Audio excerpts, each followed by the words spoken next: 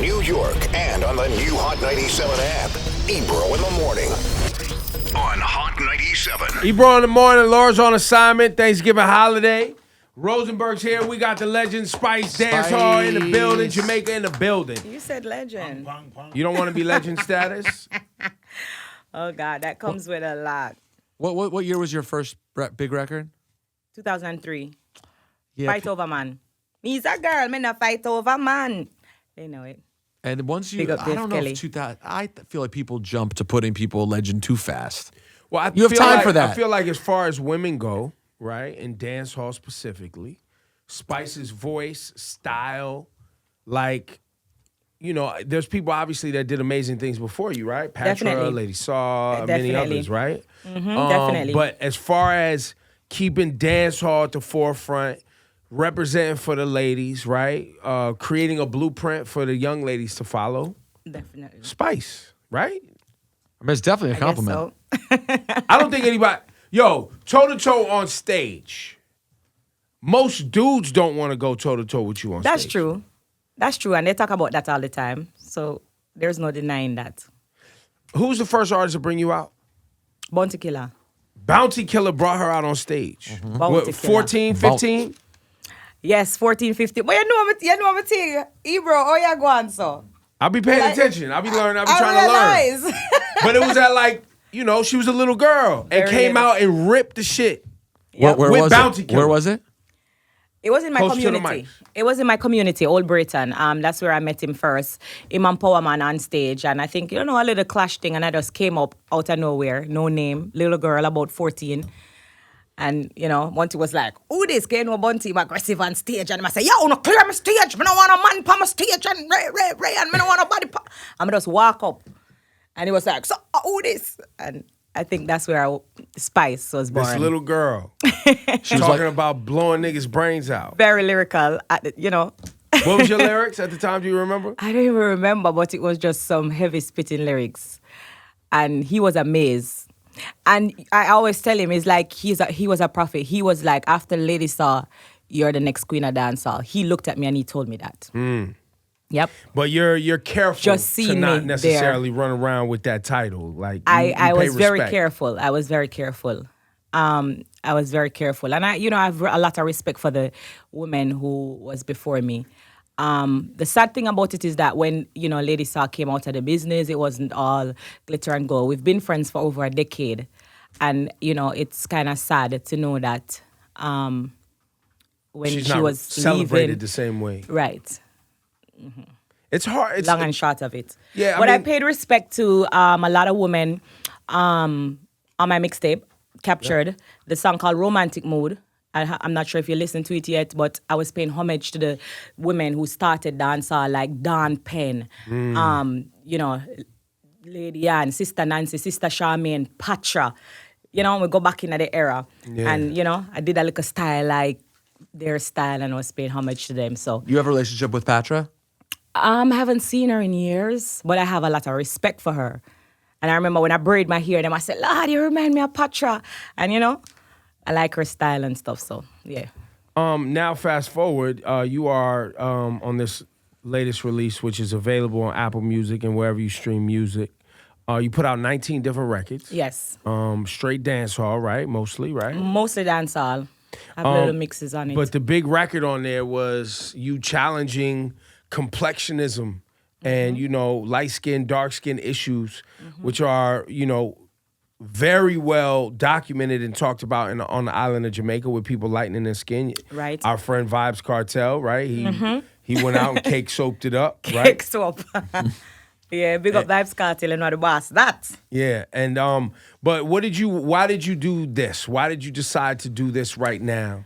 All right, so I wanted to bring awareness to colorism because colorism is a main issue that's happening in Jamaica where everybody there, 95% of the people were the same complexion, dark-skinned people. But my thing is that everybody, it's like black people fighting against each other all the time, tearing down each other because of the color of your skin and stuff like that. So that's why I call it colorism. So I wanted to bring awareness to the fact, because I myself as a black woman, I've been going through where women are bashing me because of my color, telling me, Lord Spice, blacking, why Spice not bleach and turn up our things. So society make you feel like if you have a lighter skin, then you will be hotter. And so that's why I wanted to attack that, because there's a lot of young girls out there who are bleaching the skin. And I believe that society is the cause of that, because they make them feel inferior and they make them feel that way. Most people would agree with what you're saying, because, you know, that slavery trauma, right? The fact coming that, from all of that. you know, colonization and the Europeans colonizing and the slave trade and the images of beauty here, even in America, right? When you look at all the big stars, right? That are in black music, right? Right. A lot of them have lighter skin, especially the women. Exactly. And that's what birthed my idea to the picture of doing a Eurocentric beauty standard. Yeah. Because, you know, being a dark skin, they make me feel like, oh, you have to look a certain way, or you have to look like that to pop. And so I wanted to spite the black community. So when I came out with the picture, I knew they would be upset, but I wanted to come back and say, but when I was black, you never liked my black. Right. So but in dance hall, and like in the core culture of hip hop, in the core cultures of dance hall, it's what we're really talking about though is mainstream acceptance, right? Because when you look at R&B and black community, black culture, our stuff, there's comments. People make comments about dark skin all the time. Right. People also make comments about light skin too, right? Like we just talk shit, right? But the standard of beauty as it's set by white people obviously looks like white people. Right. Because they have controlled mainstream consumption and media. Right. But when you look at our stars that are in the black community, right, I think you definitely get a good different shades of dark all the way through. Right. It's just the ones break to the mainstream. Right. It feels what it is. It feels like every mainstream woman have a lighter. Is a lighter complected woman. And most of them lighten their complexion as well. If you look at them, you know, in the past to now, most of them lighten their complexion, but they just don't talk about it. Right. And that's because of society, again, because they know that the lighter color they have, they will, you know, probably... They'll get a magazine cover or get a high fashion ad. Or, exactly. Right. And so what's been the conversation? Because I saw on your Instagram, you've been actually going around having these conversations with other black women about colorism. They appreciate it so much. In Jamaica, they said it has never been done and it is something that has been swept under the rug. I think a lot of them get the message and they appreciate it. I even got an apology from the girl who, one of the line in the Black Hypocrisy song was her words. Who is this woman? Just a random black woman come out on Facebook and just start talk about Spice, and Spice a good artist, I'm a lover, but me nah lie, Spice want dropping I want tubes of bleach. Just talking a lot of things. I'm a black till me shine, and just a lot of things. And I took her words and I put it in the Black Hypocrisy song. Them say me black till me shine, till me look dirty. That was her words. And she came out, you know, she was apologizing and she was torn up. And I posted her apology because she heard the line and remembered that she said that 2 years ago. And I posted the apology and I said, apology accepted. So, I mean, I know I'm not going to change colorism, but I think a lot of people get the message and it will kind of shake them up a bit and lessen the degrading stuff that they used to say about dark-skinned women. You know, there's, even with, you know, you get into the straightening of hair, right? And not liking your hair texture, not liking your features, not liking your skin. You know what I mean? Because and I went as far as going into the home to say it starts from within the home. Yeah. Where even your mother may have two separate, two kids, two separate father. One have a prettier hair or a straighter hair, and they compare each other. And they might say, hey, you're bad like your papa. Or they call the lighter hair the pretty hair, and the Negro texture here, the bad here. Mm-hmm. So it starts from within the home, and then you go to the school and you hear kids in the school are call you picky head and stuff like that. So it really starts from within the home. Then it goes to school, then it goes into businesses where even if you have a dark complexion, it doesn't matter your level of education. They don't even want to hire you to put you at the front in the banks and stuff like that. So there's a lot of things happening. And I keep saying in Jamaica, I know it's happening worldwide. I mean, Amara La Negra reached out to me and explaining her side of it in the Latin world and stuff. So I know darker skin is happening worldwide, but I only can speak about Jamaica. So I keep saying Jamaica all the time. So I have to talk about what I'm experiencing and what I know. No, it happens in Mexico. It happens in Latin America heavy. And you know, in a lot of these communities, you know, one thing about America, Jim Crow happened, right? Like we had laws where it was like if you're black, you go over here, and if you're white, you go over there. So you couldn't hide. What's the name of that? That was Jim Crow laws, right? That was before I have to read up on desegregation and that. all that. So because of those very overt laws, racism has been dealt with differently here than it is in some countries where they can act like, oh, we don't have racism. Okay. We're all Brazilian.